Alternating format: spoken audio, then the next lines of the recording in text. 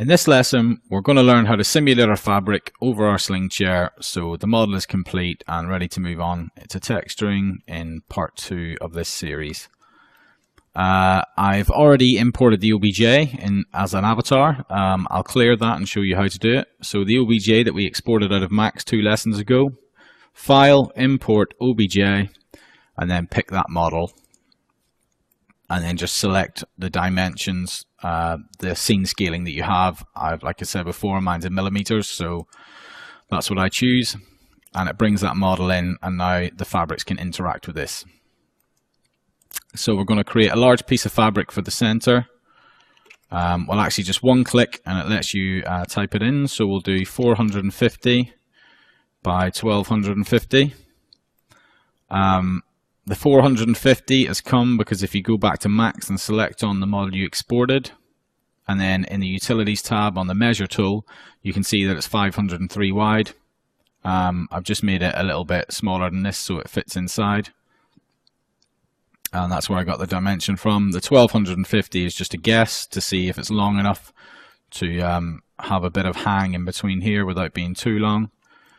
But the first thing we need to do is create pieces that we can simulate over the top of this bar and over the top of this connecting bar first, because you have to do a little bit of a process for something like this. If we just try and stitch all the fabrics together, it can cause quite a few issues. So we'll draw one for the top, and we'll draw one for the bottom,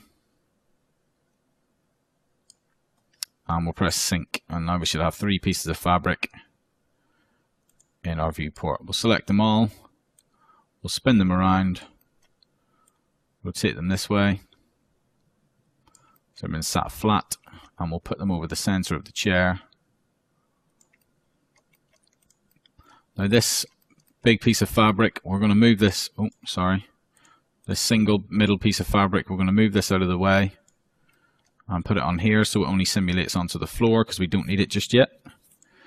This top piece, we're going to move it into the correct place above this central bar, and we can see that it just about squeezes into that space at 450. So we'll put it centrally where it needs to be, and then this one will do the same thing. Just rotate it and move it to where we want it. Obviously this piece of fabric has to fit in between these pieces of wood, which are narrower than this. So we can pick this scale tool and just pick one edge, hold down shift, and we can shorten that piece of fabric, and then we can move it across in this window so it fits. Now that might need to be a little bit longer to stitch all the way around this. That could be okay actually. We'll just give it a test and see what happens. So we'll get into a good view, we'll deselect it, and we'll press space to simulate. In fact, no, we won't. Before we do that, we'll select them all. We'll go into this basic fabric and we'll just select cotton. It's the easiest thing to work with. It's going to look like fabric, and it all depends on the texturing later on. So we'll go back to scene and we will press space and simulate. And that hangs those 2 over there. Now the reason why we've done that first is because if you put the seams in that you need, it would stitch itself together before it actually wraps itself around the bar. So it's just doing things in order, and that comes with testing, and I know that that's going to happen because I've obviously tried to make this before. So what we'll then do is we'll put our seams and stitch these 2 pieces of fabric together, simulate again, and now you'll see we're getting the effect we're looking for. That doesn't look too bad. We'll simulate that. We'll just pull that away from the model so it's sitting in the correct place. One thing I didn't mention in the last lesson actually is the particle distance. The particle distance basically works like a turbo smooth. This is on 20. Now for much more complex things you would want to start on 30, even 40. The higher the number, the less dense the mesh. So as you can see, that's not smooth at all. If I put that down onto 10, you'll see that when you simulate that, it's a much smoother effect.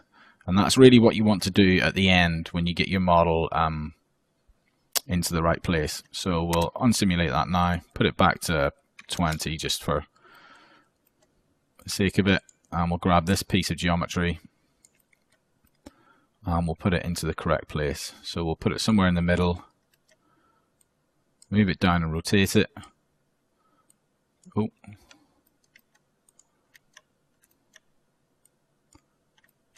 Just move it back a little bit, and then we'll create our seams from there. But what I want to do first of all is Control V, Control C, Control V, copy that, move it across. Now I need to flip this around so the normals are in the right place, and we'll just put that over here for a second again. Let that simulate on the floor, and you'll see why in a second. So if we stitch this first piece to the top and the first piece to the bottom and then hit simulate, that'll start to drape our fabric and we'll get a nice little bit of hang. We can just select this, and while we're simulating we can just pull that out of the way of the model. Quite often you'll get this, it can be a bit glitchy, you just need to pull things away, and that looks nice. And it's good that it's a little bit wider than the model. You're starting to get these nice little creases in there, which make it look a little bit more realistic, unless it was just hanging down. I guess for this top piece, we could possibly add a little bit of elasticity in there, which pulls it tighter. We'll just switch that on. I'm not going to change the strength or the ratio. I might do the same thing for this one. Switch that on, it'll just tighten it up and it'll cause these little creases. You see, if I turn it off, it loosens it. Turn it on, it pulls it in. So we'll stop simulating. We'll select this piece that's hanging down the bottom, and we'll move it into place, and we'll put it underneath this one, and we'll just rotate it a bit and put it in the correct place. And we're going to stitch this to the other piece of fabric. Now I want to make this one slightly bigger so we get a bit more hang from it. Always adds a little bit of realism. And we're gonna stitch this to this edge, which is wrong because I flipped it. So we're going to stitch this edge to this edge, and we're going to stitch this edge to this edge.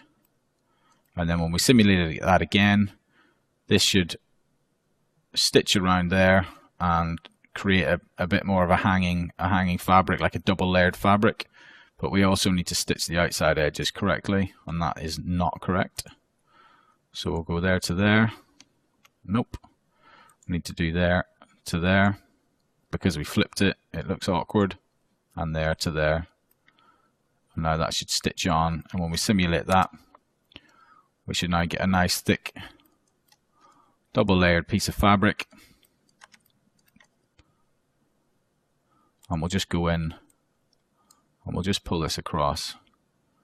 We'll unselect that. We'll turn the elasticity off these first, and we'll just move them across into the correct places. Oh, that's come off there, has it? Let's see if we can wrap it round.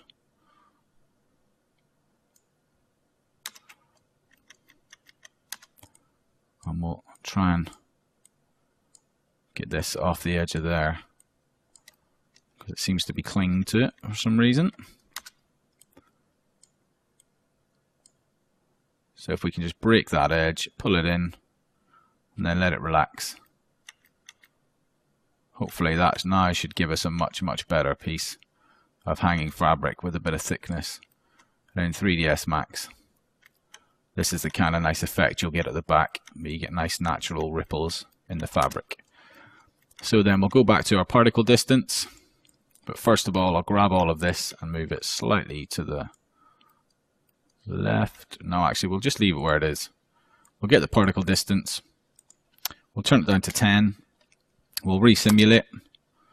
This can cause your viewport to slow down a lot, so the best thing is to go down in increments of 5 normally, but because this is such a simple piece of fabric, I know I can go down in 10, and we'll just let that sim for a little while, and you'll see it just starting to tighten up, relax in areas, tighten up in others, and smooth itself out, especially where we had some awkward pieces on top of here. And now I always save project once I've gone down, just in case. So I'll save that as a midway point. And this is the best thing to do once you've started changing the particle distance, because then a lot of the time, I'm not sure, I haven't played with Marvelous Designer 4 too much, but in previous editions, when you hit your particle distance and it starts to kill the viewport, generally it's just going to crash and kill it. So I always save it midway. And that way I know I've always got something to go back on. So we'll do the same thing again. We'll put the particle distance down to 5. Oh, that's 50. We'll put it down to 5.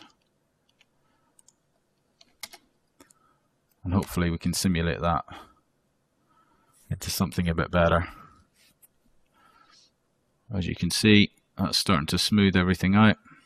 Me accidentally hitting 50 probably wasn't the best idea.